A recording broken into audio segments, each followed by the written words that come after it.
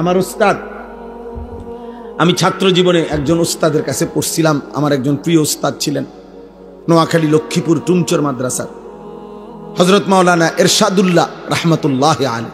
আমার হুজুরের নাম ছিল, মারা গেছেন হুজুরে। বহুত বড় আল্লাহওয়ালা মুখলিস মানুষ ছিলেন।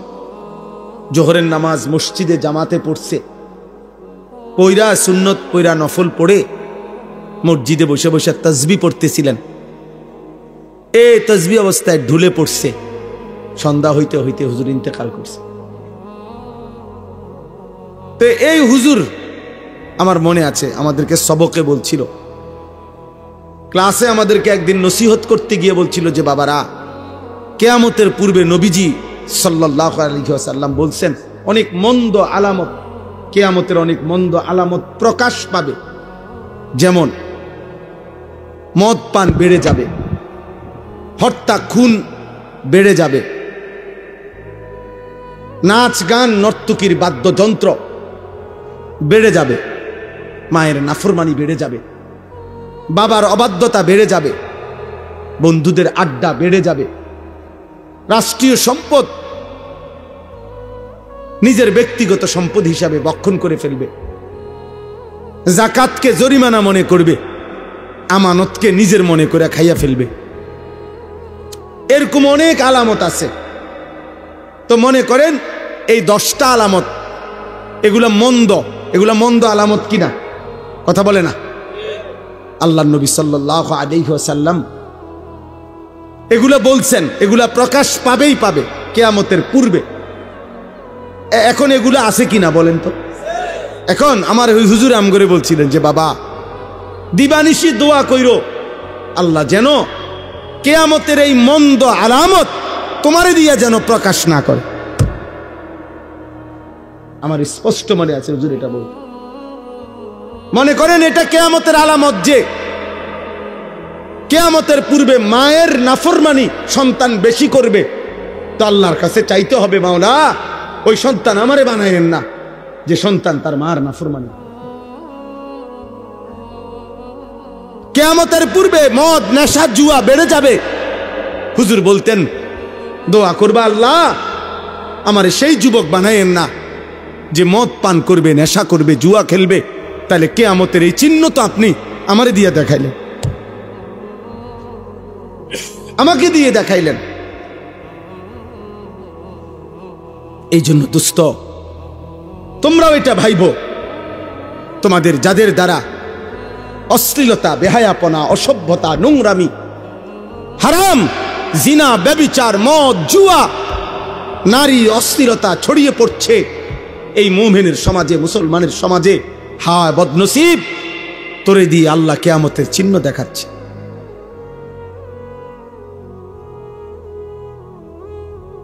তোমাকে দিয়ে আল্লাহ তাআলা কিয়ামতের চিহ্ন দেখাচ্ছে। বেঈমানের অনুসরণ বেড়ে যাবে। আজকে তোমাদের যাদের চুল কাফের মুশরিক বেঈমানদের মতো এই বিশ্রী বিকট, হায় দুর্ভাগা, তোমারে দিয়েই তো আল্লাহ কিয়ামতের চিহ্ন দেখাইতেছে। তোমাদের যাদের মা তোমাদেরকে ভয় পায়, বাবা ভয় পায়, একটা কথা বললে তুমি ঘাড় পাক দাও, তুমি মার অবাধ্য সন্তান, তুমি বাবার অবাধ্য সন্তান, তো নাফরমান, তোমাকে দিয়েই তো আল্লাহ কিয়ামতের চিহ্ন দেখাচ্ছে। তো তোমার আখিরাত কি হবে? তোমার কবর কি হবে? তোমার পরকাল কি হবে?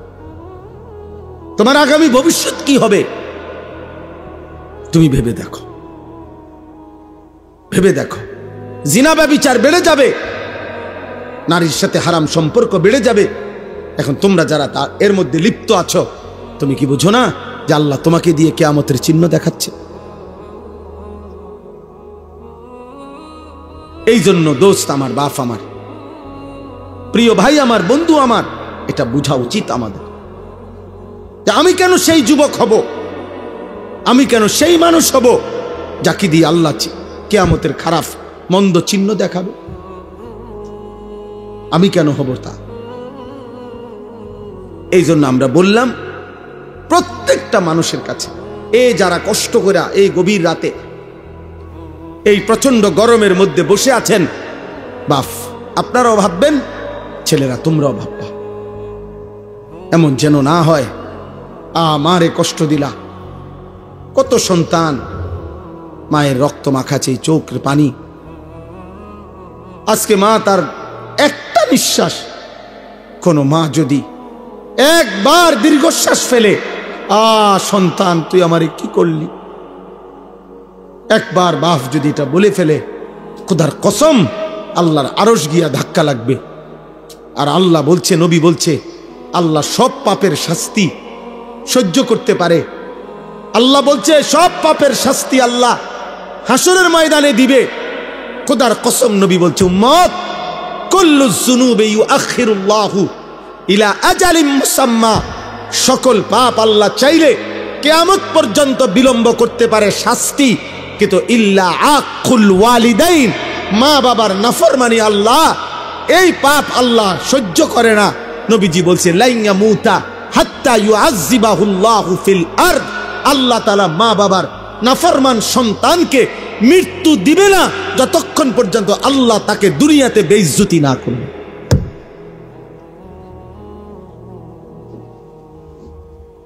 তোকে আল্লাহ দুনিয়াতে বেইজ্জতি করবে। তুমি বলো, একটা ছেলে বলো আজকের সারা দিনে যে এক ওয়াক্ত নামাজ পড়ো নাই, তো তোমার মা তোমার উপরে খুশি তো?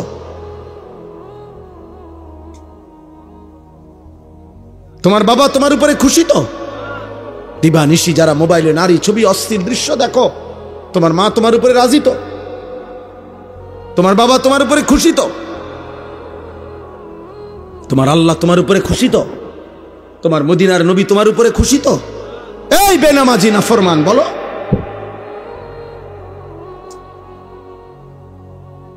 বলো, রাত 12টা বাজে যারা আজকের সারা দিনে এক ওয়াক্ত নামাজ পড়লা না, একটা সেজদা দিলা না, তুমি নাফরমান এখানে বৈশা করবাটা কি?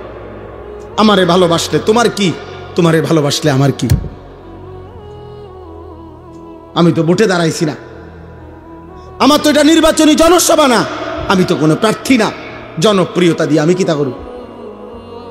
খোদার কসম, রব্বে কাবার কসম, জনপ্রিয়তা আখিরাতের বিবেচনায়, পরকালের বিবেচনায় জনপ্রিয়তার পরিচিতি, সুনাম, সুখ্যাতির দুনিয়াবি 2 পয়সার কোনো ভ্যালু নাই, 2 পয়সার কোনো ভ্যালু নাই। ভুয়া, ধোঁকা বেটা, এগুলা দুনিয়াবি পদ পদবি হাসিলের জন্য হইতে পারে, আখিরাতে এটা দিয়ে করবো কি? আমারে যদি 10 কোটি মানুষ চিনে, আমার কবর রাজা মাপ, তো আমি এটা দিয়ে কিতা করব? আমি এটা দিয়ে কিতা করবো? কি করবো? ঘাস কাটবো? আমারে যদি 10 কোটি মানুষ চিনে, তো আপনাদের কারো কবর রাজা মাপ, তো আমার জনপ্রিয়তা দিয়ে আপনি কিনবেন, আপনি লাফান কিনতেন, আমার লোকের ছবি উঠাইলে আপনার কি? হ্যাঁ বলেন, কি ফায়দা কি? মানুষ আপনার মাথা তালকি দিয়ে হাঁটবে, হ্যাঁ বুঝেন না? আপনি নেশা করবেন, আপনি নারী দেখবেন, আপনি চুল রাখবেন বেঈমানের মতো, আর আমার লোকের ছবি দেখে মানুষ আল্লাহু আকবার, ভাই সাহেব আপনারা দেখলে যে জুনায়েদ বাগদাদির মতো লাগবে আছে। হ্যাঁ আল্লাহু আকবার, আল্লাহ। মানুষে ব্যাক কল, মানুষে চিরা খায়, মানুষে ভাত খায় না। ওই দেখেন, ওই অসভ্য মোবাইল ধরে রাখছে, এই দেখছেন? কিছু বেয়াদব থাকবেই, আরো বলবেন কিছু গাদ্দার। তার কথা হলো, হুজুর তোর বাপও যদি বলে আমি ফিরব না। হ্যাঁ, পাথর দিল সন্তান, কলিজা এত শক্ত বানায় লাইও না,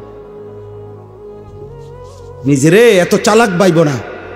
ভাত খানা কোনো চালাকি না, পেশাব পায়খানা কোনো খুব একের বুদ্ধিমানের কিছু না। দুনিয়া ভোগ করা এটা কোনো আহামরি কিছু না। দুনিয়া জানোয়ারও ভোগ করে, দুনিয়া মুশরিক বেঈমানও ভোগ করে, দুনিয়া কাফের বেঈমানও ভোগ করে, দুনিয়া কুকুর বিড়ালও ভোগ করে।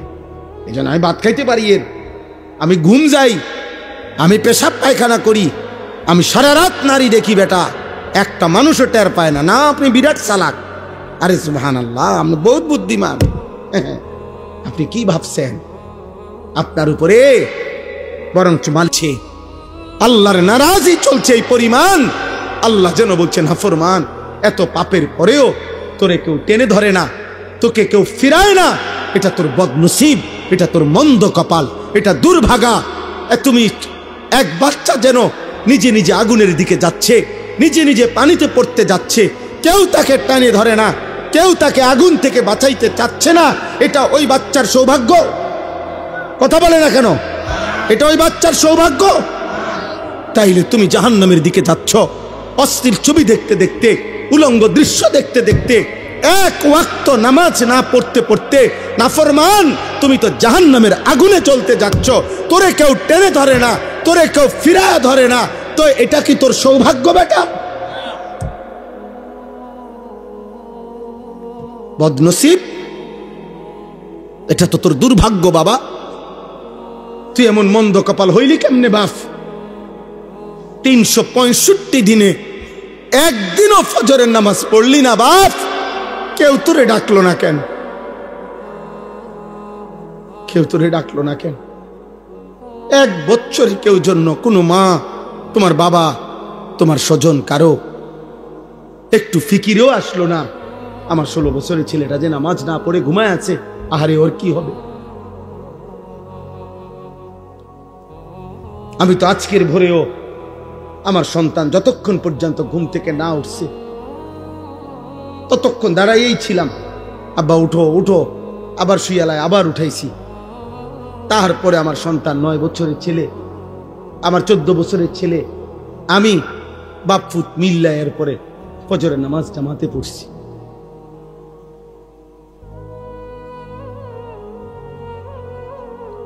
উদাহরণস্বরূপ বললাম, আমি আসছি ফজরের নামাজের সময়, চট্টগ্রাম ছিলাম, সেখান থেকে আসছি যখন, তখনই ফজরের আজান দিছে।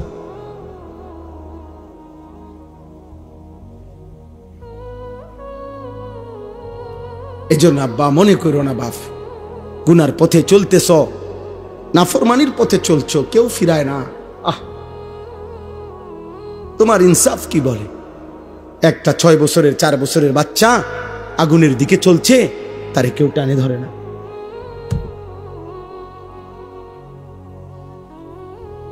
এটা যেমন দুর্ভাগ্য, তুমিও তো জাহান্নামের আগুনের দিকে যাচ্ছ, তোমারে কেউ টেনে ধরছে না, এটাও দুর্ভাগ্য, এটাও বদনসিব। 30 বছর সুদ খায়, কোনো দিন কল্পনায় কলিজার ভিতরে আসলো না, আহারে এটা তো হারাম। 60 বছর পর্যন্ত বিড়ি সিগারেট খায়, কোনো দিন কল্পনায় আসলো না, আহারে এটা তো গুনাহ। 40 বছর ধরে কথায় কথায় গালি দেয়, আহারে একবারও মনে আসলো না এটা তো হারাম। এ কেমন জীবন মাস? এ কেমন জীবন?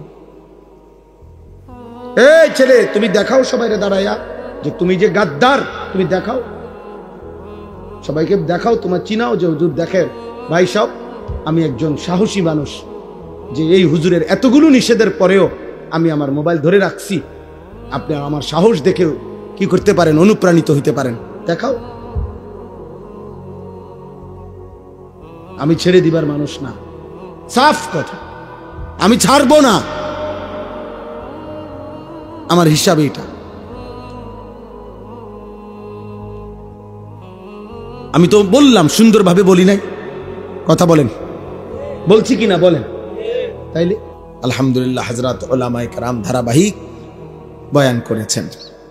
তো এই জন্য আমি সব ছেলে, নওজোয়ান ভাই, বয়স্ক বাবা, অল্প হোক বেশি হোক দোস্ত, আল্লাহর কথা মনোযোগ দিয়ে শুনলে, উলামায়ে কেরামের চোখের দিকে তাকায় শুনলে, নিজের কলিজার ভিতরে কথা বসে, নিজের ভিতরে আজ হোক কাল ভাবনা আসে, ফিকির তৈরি হয়, অনুভূতি জাগে। মানুষ একদিনে বদলায় না, মানুষ একদিনে বদলায় না, কিন্তু শুনতে থাকলে হৃদয়ে জমতে থাকে। মানুষ চোখে যা দেখে তার হৃদয়ে জমে, কানে যা শুনে তার হৃদয়ে জমে। মানুষের সমস্ত উপলব্ধি ইন্দ্রিয়ের, চোখ, নাক, কান, জিহ্বা, ত্বক মানে চামড়া, এই যে পঞ্চ ইন্দ্রিয়, এই ইন্দ্রিয় যাই স্পর্শ করে, উপলব্ধি করে, তার হৃদয়ে আইসা জমা হয়, দিলে জমা হয়। এই দিলের মধ্যে জমা হলে এখান থেকে এরপরে প্ল্যানিং প্রোগ্রাম হয়, এটা করবে না না করবে, কি করবে না করবে, যাবতীয় চিন্তা ফিকির অন্তরে তৈরি হয়। এরপরে মানুষ কাজটা বাস্তবায়ন করে। এই জন্য কেউ যদি চোখে দেখে, কানে শোনে, হৃদয়ে জমে, এবং পরবর্তীত প্রয়োজনে আল্লাহ চাইলে সেটা তার হৃদয়ে ভেসে ওঠে, স্মৃতিতে ভেসে ওঠে। এটার একটা সহজ উদাহরণ হইল, আমরা প্রত্যেকেই, আমি আমার কথা বলি, আমি যে সেই ছোটবেলায় 90 সালের পরে, 90, 91, 92 সালের আগে প্রাইমারি স্কুলে পড়ছি, তাহলে আমি যে আজকে কত বছর আগে, ধরে নেন 35 বছর আগে, আমার সেই প্রাইমারি স্কুলের সাথী যারা, যাদের সাথে আমি পড়ছিলাম সহপাঠী, হয়তো অনেকেই আমি 35 বছরেও আর দেখি নাই, কিন্তু তাদের যাদের নাম আমার মনে আছে, ওদের নাম আমি স্মরণ করলেই আমার এখনো তাদের চেহারা ভাইসা ওঠে। আমার মনে পড়ে ও কেমন আছিল, ওই আমার ওই বন্ধুটা। তাইলে কি বোঝা গেল? এই হৃদয়ের জমা কথাগুলো, স্মৃতিগুলো মুছে না, প্রয়োজনের মুহূর্তে জ্বলে ওঠে, ভেসে ওঠে, স্মৃতিপটে ভেসে ওঠে। এই কারণে আল্লাহর কথা শুনতে হয়। শুনতে থাকলে আল্লাহ তাআলা প্রয়োজনের মুহূর্তে, আল্লাহ যেদিন চাইবে, যখন চাইবে, কোনো না কোনো শব্দ, কোনো না কোনো কথার উসিলা করে, কোনো না কোনো উপলক্ষ করে আল্লাহ তাআলা তার বান্দাকে হেদায়েত দিয়ে দিল। মূলত আসলে আমাদের তো বলারই জিম্মাদারি, পরিবর্তন, জীবন গঠন, আখিরাতমুখী জিন্দিগি, কবরের ফিকির, জাহান্নামের ভয়, জান্নাতের আশা আকাঙ্ক্ষা, এই সবটাই আল্লাহর ফয়সালা। আমরা শুধু বলতে পারি, কিন্তু মূলত আল্লাহর পথে চলবে কে আর কে চলবে না, এ উভয় সিদ্ধান্ত আল্লাহর। আরো সহজ উদাহরণ দেই, রাসূলুল্লাহ সাল্লাল্লাহু আলাইহি ওয়াসাল্লাম মক্কার জমিনে যখন কালেমার দাওয়াত দিচ্ছিলেন, তো আল্লাহ তাআলা বলছে, বন্ধু দাওয়াত দিতে থাকেন, আপনি আপনার দাওয়াত আপনি দেন, আপনি পুরা দিল দিয়া বলেন, বাকি আমি আল্লাহ ফয়সালা দিলাম, আমি কাকে রাখবো আর কাকে রাখবো না ইমানের পথে, ইসলামের পথে, আগামীর পৃথিবীর জন্য, সারা বিশ্বময় ইসলাম ছড়িয়ে দেওয়ার জন্য আপনার সাহাবী হিসাবে আমি কাদেরকে গ্রহণ করব আর কাদেরকে গ্রহণ করব না, আল্লাহ বলছে, বন্ধু এটা সম্পূর্ণ আমি আল্লাহর ফয়সালা। দাওয়াত আপনি সকলকে দেন, কিন্তু লোক নিমু আমি। এই জন্য কুরাইশ বংশেই নবী দাওয়াত দিছেন। আবু জেহেল, আবু বকর দুইজনই কুরাইশ বংশ, আবু লাহাব, ওমর দুইজনই কুরাইশ বংশ, উতবা, শাইবা, ওসমান, আলী, ওরা উভয়ই কুরাইশ বংশের, একই বংশ, একই মহল্লা। তো নবী সাল্লাল্লাহু আলাইহি সাল্লাম উভয়ের কাছে, সকলের কাছে কালেমার দাওয়াত দিছেন। তো আল্লাহ যেন বলছেন, বন্ধু আবু বকরকে নিলাম, আবু জেহেলকে নিলাম, ওমরকে নিলাম, আবু লাহাবকে নিলাম না, ওসমানকে নিলাম, আলীকে নিলাম, উতবা, শাইবাকে নিলাম না। তাহলে আবু বকরকে কেন নিলেন, আবু জেহেলকে কেন নিলেন না? কার ফয়সালা? আল্লাহর ফয়সালা। এই জন্য আমি নওজোয়ান, আমি সবসময় এই কথাটা বলি, আগামীর পৃথিবীতে মনে রাখবা বাবা, ইমানের বিজয় হবে, ইসলামের বিজয় হবে, কালেমার বিজয় হবেই হবে। নবীজি সাল্লাল্লাহু আলাইহি ওয়াসাল্লামের অসংখ্য অগণিত ভবিষ্যৎবাণী স্পষ্ট আছে বিশুদ্ধ হাদিসে। মাহদী আসবে, দাজ্জালও বের হবে, আর দাজ্জালের শেষ পর্যন্ত পতন হবে, পৃথিবীর শেষ ইহুদিটা ধ্বংস হবে, সারা বিশ্বময় মাহদীর নেতৃত্বে ইমানের পতাকা, ইসলামের খেলাফত প্রতিষ্ঠিত হবে।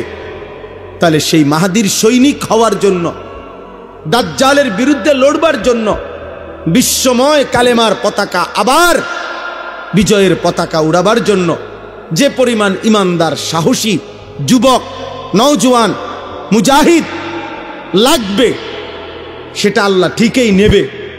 সেটা আল্লাহ ঠিকই বাছাই করবে। দোস্ত আমার, বন্ধু আমার, দেখার বিষয় হলো তোমারে নিবে কিনা, তোমাকে মালিক নিবে কিনা। দিন মালিক তার দিনের বিজয়ের জন্য যে কয়জন দরকার তিনি তো সে কয়জন নেবেনি, তো তোমারে নিবে কিনা। আল্লাহ যদি বলে বন্ধু আমি ইমানের পক্ষে তোমাকে নিলাম, আর যদি আল্লাহ কাউকে বলে আমি তোমাকে নিলাম না, তখন মান ইয়াহদিহিল্লাহু ফালা মুদিল্লা লাহু ওয়া মান ইউদ্লিলহু ফালা হাদিয়া লাহু। এইজন্য আমরা আগেই ফেস ভাঙ্গা লই, মানে আমরা যেন এটা বলে নেই ভাই বক্তা আরো বদলাইতেন পারবেন, চাঁদের দেশের বক্তা, মঙ্গল গ্রহের বক্তা, দরকার হলে 83 কেজি ওজনের বক্তা, 900 কেজি ওজনের বক্তা আনতে পারবেন, ফিকাফে কইরা প্রয়োজনে বক্তা আনলেন। কিন্তু মাগার আল্লাহ যদি হেদায়েত দেয় কেউ পথ ভ্রষ্ট করতে পারবে না, আর আল্লাহ যদি পথ হারা করে দেয় তাহলে বক্তার আব্বায়ও হেদায়েত দিতে পারবে না। তাহলে ফয়সালা আসমানে তোমারে মালিক আবু বকর হিসাবে নিবে নাকি আবু জাহাল হিসাবে ফেলে দিবে, এটা দেখার বিষয়, এটা দেখার বিষয়, এটা ভাবার বিষয়। হয়তো ইমানের বিজয় হবে, ইসলামের পতাকা উড়বে, মাহদির লড়াই হবে, আর আল্লাহ বলবে তুই নাফরমান, আজ 365 দিনে খোদার এক বছরে তুই আমার একদিনও ফজরের নামাজের সেজদা দেস নাই, যা তোরে নেব না। মালিক যদি বলে যা বেঈমান, তুই নারী দেখ, ছবি দেখ, মোবাইলের উলঙ্গ দৃশ্য দেখ, যা নাফরমান, তুই বসে বসা মদ খা, জুয়া খেল, তুই নারীর মধ্যে ডুবে থাক, তোরে নেব না। তো তখন তোমারে কে নেবে? তখন কে বাঁচাবে?